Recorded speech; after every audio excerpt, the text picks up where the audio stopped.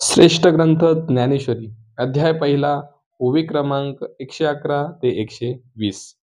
पतिव्रतेचे हृदय जैसे पती वाचोनी न स्पर्शे मी सर्वस्व या तैसे सुभटांसी. आणि संत ज्ञानेश्वर महाराज म्हणत आहेत, ज्याप्रमाणे एका पतिव्रतेचे मन पती वाचून इतरांना स्पर्श करीत नाही, त्याप्रमाणे या चांगल्या योद्ध्यांना मीच काय ते सर्वस्व आहे. आमुचिया काजाचे निपाडे देखती आपले जीवित थोकडे ऐसे निरवधी चोखडे स्वामी भक्त. आमच्या कार्यापुढे यांना आपले जीवित अगदी तुच्छ वाटते, असे हे निस्सीम व उत्तम स्वामी भक्त आहेत. झुंजती कुळकणी जाणती कळे कीर्तीसी जिती हे बहु असो शास्त्रनीती येथोनिया. हे युद्धकुशल असून युद्ध कौशल्याने कीर्तीस जिंकणारे आहेत. फार काय सांगावे, शास्त्र धर्म मूळ यांच्यापासूनच उत्पन्न झाला आहे. ऐसे सर्वापरी पुरते वीर दळी आमुते आत काय गणुयांते अपार हे. याप्रमाणे सर्व अंगांनी परिपूर्ण असे वीर आमच्या सैन्यात आहेत. आता यांची काय गणती करू, हे अपार आहेत. वरी क्षत्रिया माझी श्रेष्ठू जो जगजेठी जगी सुभटू तया दळवेपणाचा पाटू भीष्मासी पै. आणखी क्षत्रियामध्ये श्रेष्ठ व या जगात नानावलेले योद्धे असे जे भीष्माचार्य, त्यांना या सेनेच्या अधिपत्याचा अधिकार दिलेला आहे.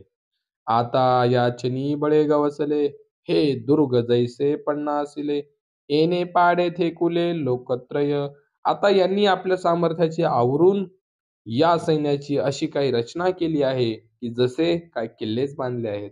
यांच्या पुढे त्रिभुवनही पदार्थ आहे. आधीच समुद्र पाही तेथे दुवाडपण कवना नाही मग वनमानळू तैसे याही विरजा जैसा.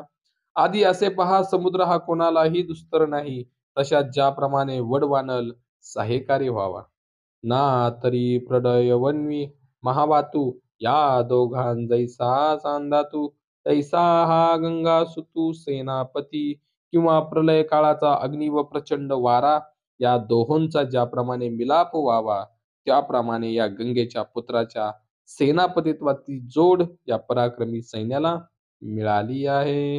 आता येणेसी कवन भिडे हे पांडव सैन्य कीर थोकडे परीवर चलिनी पाडे दिसत असे.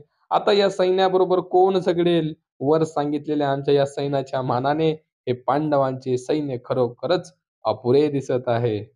वरी भीमसेनो बेथू तो झाला असे सेनानाथू ऐसे बोलोनिया मातू सांडिली तेने. आणि त्यात भीमसेन अगोदरच आडदांडा आणि तो त्याच्या सैन्याच्या अधिपती झाला आहे. मग काय, असे बोलून त्याने ती गोष्ट सोडून दिली.